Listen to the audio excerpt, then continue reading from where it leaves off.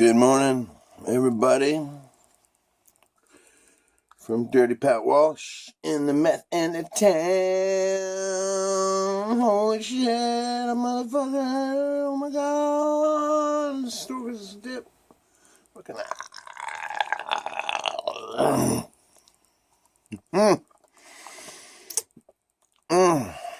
You can't. It's hard not to pinch half the fucking can with this shit.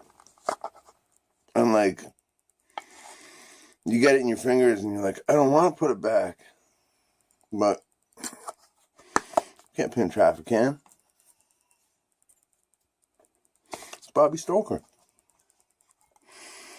All right. What's going on? I'm just waking up here in the meth end of town. Off my couch. I fell asleep on my couch.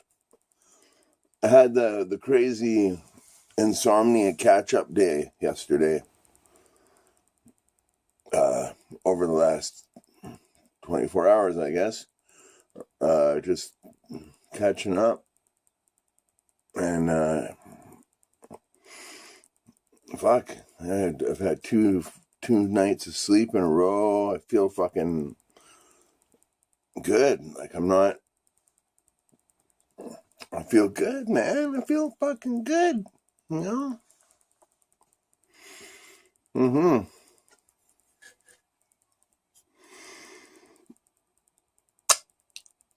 But, yeah. It's fun doing that radio show yesterday. You know, doing the skinhead thing. I got to figure out what songs I played for, Brenda Foster, who's a subscriber to this channel now, too. I got to figure it out. And for Chris Yaw, who's subscribed to this channel, too. For Chris and Brenda, I'm going to get that together as soon as I get a bit of awakeness going on. A bit of humanity. Let's see what I figure out what I played yesterday. Yeah. And, it was good. It was like I wanted to cover a lot more bases. Like I wanted to cover a lot more Northern Soul. I wanted to put in more oi bands, and I didn't get to put in any modern day oi bands. Everything I did was kind of vintage and historical. You know what I mean? Probably the most modern thing was Bim Scala Bim. And they're a band I remember from high school. Fuck. I don't know if I saw them or if I fucking... I heard them on the radio. I used to listen to this. See, when I was a kid, growing up in Oakville, we were privileged to have access to this radio that's now known in Toronto as, like, I think it's just called... maybe it's called CFNY again, but maybe it's just called the Spirit of Radio or something like that. I don't know. But when I was a kid, we had this radio station called CFNY, okay, and it was in Brampton. It's kind of like the radio station I volunteer at.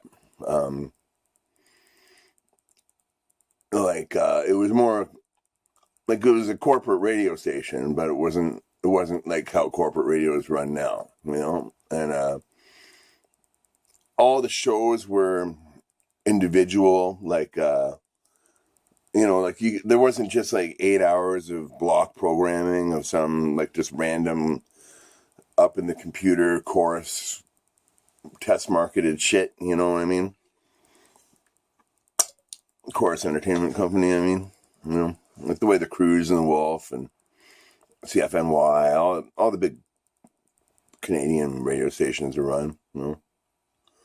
Now it's just, yeah, it's DJs don't spin records anymore. DJs don't pick tunes anymore. They just sit and I've seen it. I've seen it in action. They just sit in what they call the air chair, and they talk every 20 minutes or something like that, and just let the computer do its thing, whatever. I don't know. Fuck. It's not how it used to be. And But when I do my job, like I do it like old school, like I'm an old school DJ, I can use records and I can use tapes and I can use, I usually just use a computer because it's easiest, but I can pick my own songs, you know what I mean?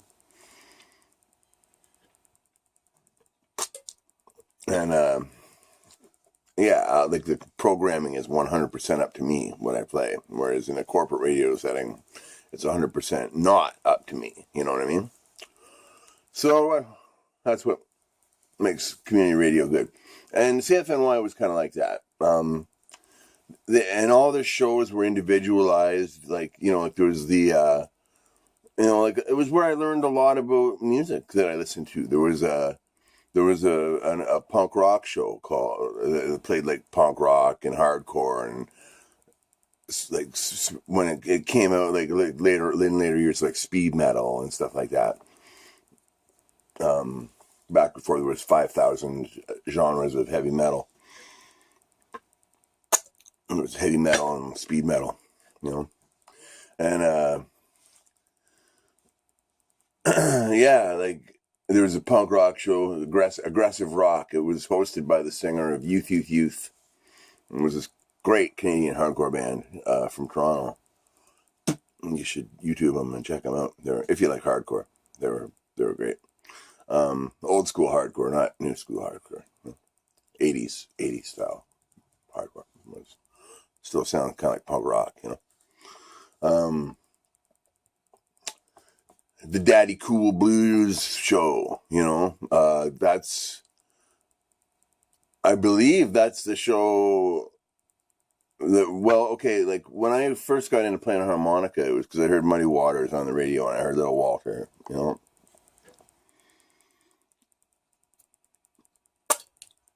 He's knocking my socks off, you know what I mean? And I thought I got to do that.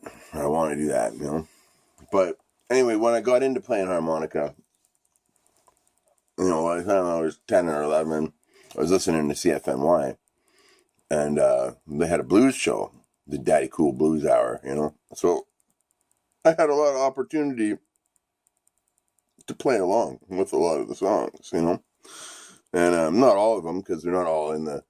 I had a Key of C harmonica, and he played a Key of C and Key of G, and not all the songs were in that key, but there was a few, so I could sit and just wait and pick along, play along, It's a big part of my learning development as a harmonica player, the Daddy Cool Daddy Cool Blues Hour,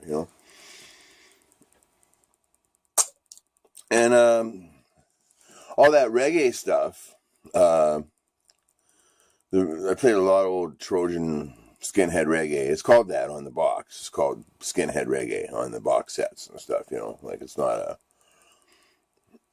I'm not making it up, no. And but I learned a lot of that stuff from Deadly Headley's Reggae and Rhythm, And Deadly Headley Jones, he was a DJ in Toronto around in the clubs, and he did a show on CFNY.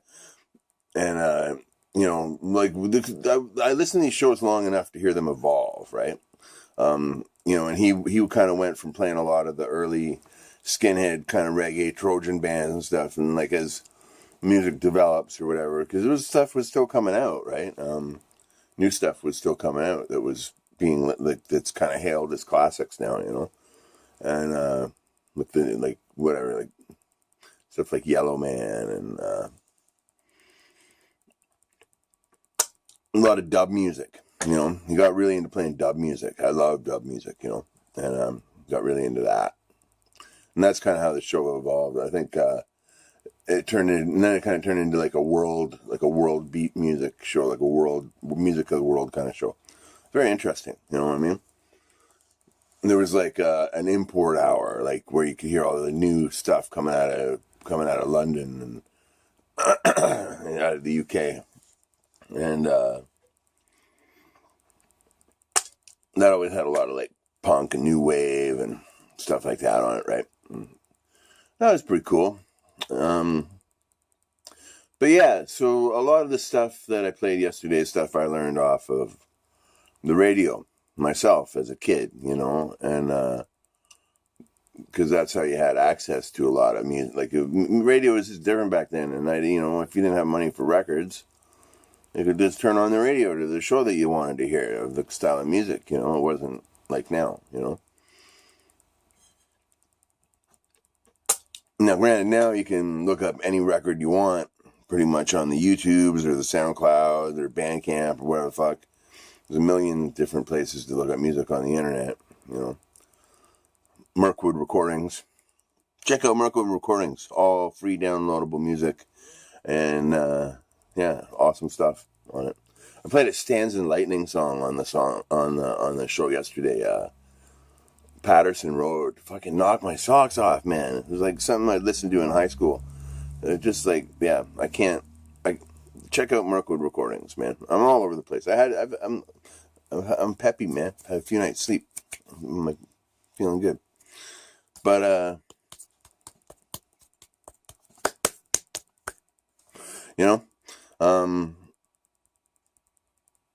yeah, it's all about that. I was real round. I talk a mile a minute, roundabout minute. It's a good show yesterday. It was a lot of fun. Thanks for listening. I'm going to try to get the playlist up later today for Brenda and Chris. And, yeah. So, I don't know. I guess I don't know. Maybe I'll get some music up today. Who knows? The day is my oyster. You know what I mean? It's pretty snowy out. I was going to walk downtown today, but I don't know. There's like a fucking pile of snow out there now, so I might just stay here. Who knows? All right, but I'll be seeing you later with some music that no one's going to listen to. And until then, be well, stay free, and we'll talk to you soon.